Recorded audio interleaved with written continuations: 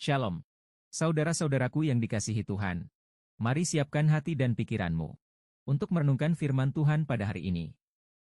Tuhan Yesus memberkati. Inilah peraturan-peraturan yang harus kau bawa ke depan mereka.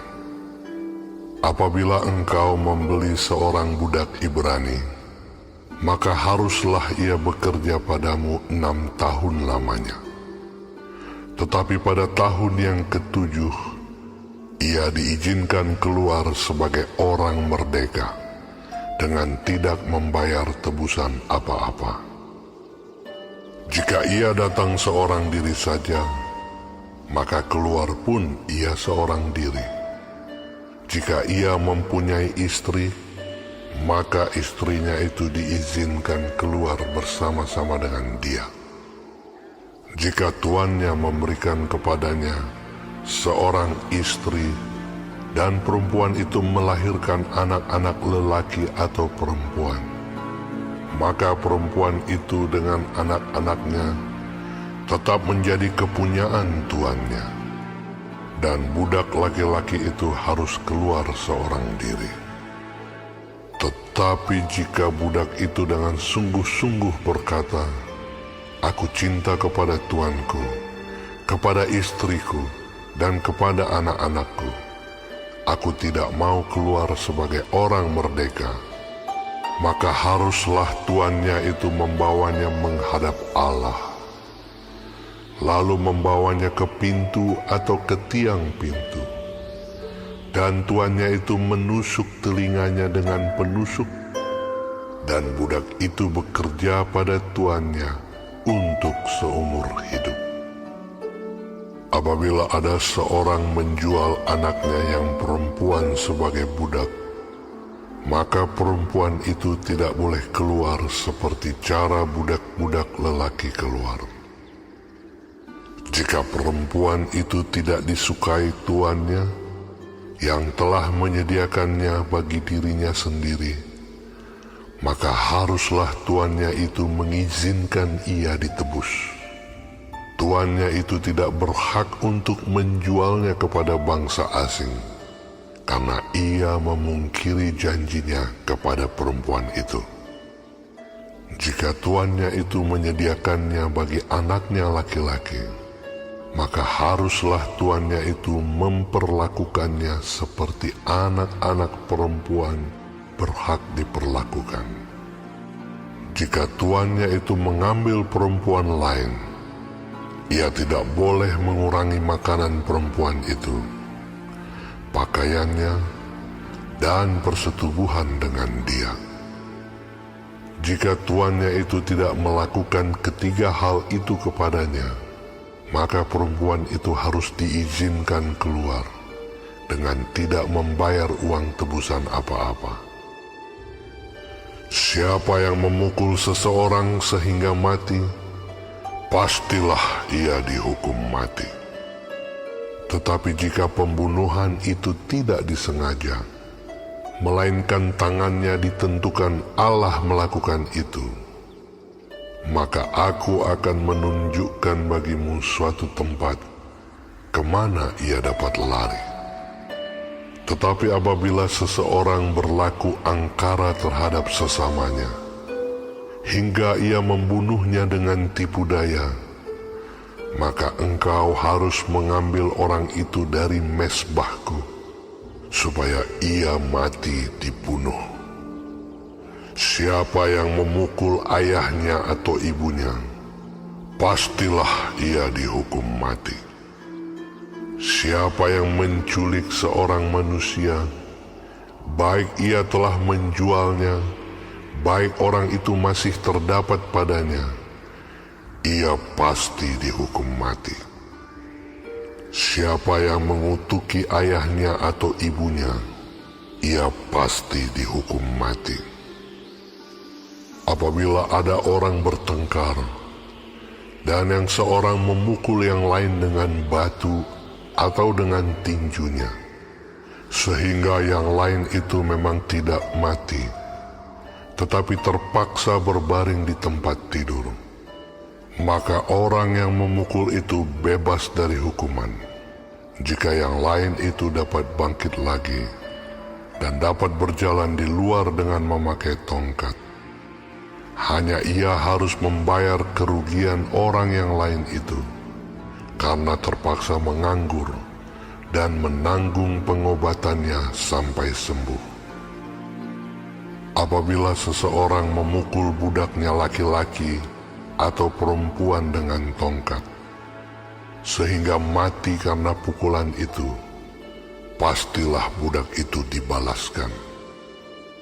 Hanya jika budak itu masih hidup sehari dua, maka janganlah dituntut belanya, sebab budak itu adalah miliknya sendiri.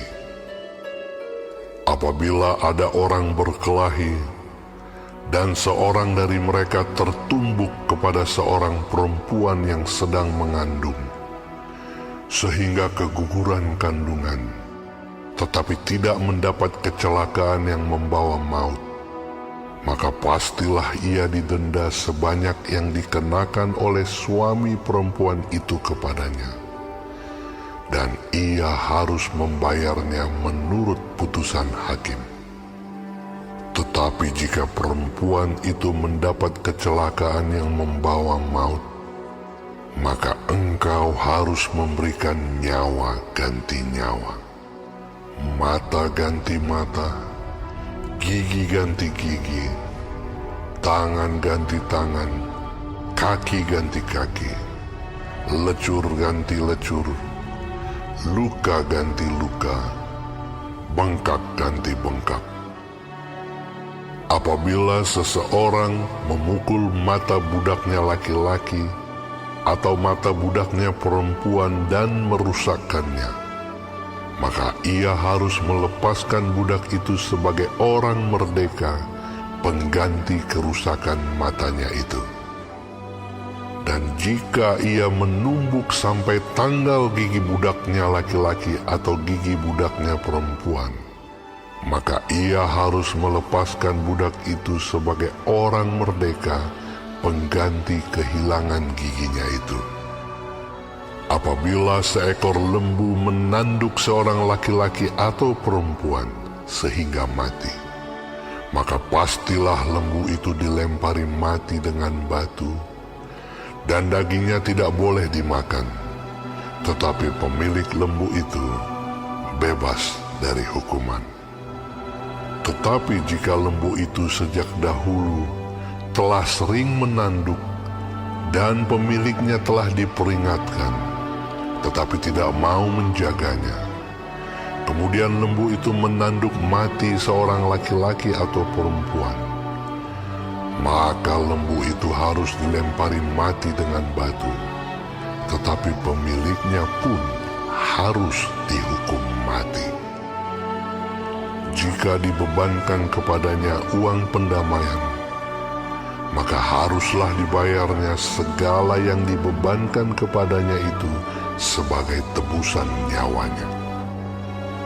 Kalau ditanduknya seorang anak laki-laki atau perempuan, maka pemiliknya harus diperlakukan menurut peraturan itu juga. Tetapi jika lembu itu menanduk seorang budak laki-laki atau perempuan, maka pemiliknya harus membayar 30 sikal perak kepada tuan budak itu, dan lembu itu harus dilempari mati dengan batu. Apabila seseorang membuka sumur, atau apabila seseorang menggali sumur dengan tidak menutupnya, dan seekor lembu atau keledai jatuh ke dalamnya, maka pemilik sumur itu harus membayar ganti kerugian. Ia harus mengganti harga binatang itu dengan uang kepada pemiliknya, tetapi binatang yang mati itu menjadi kepunyaannya.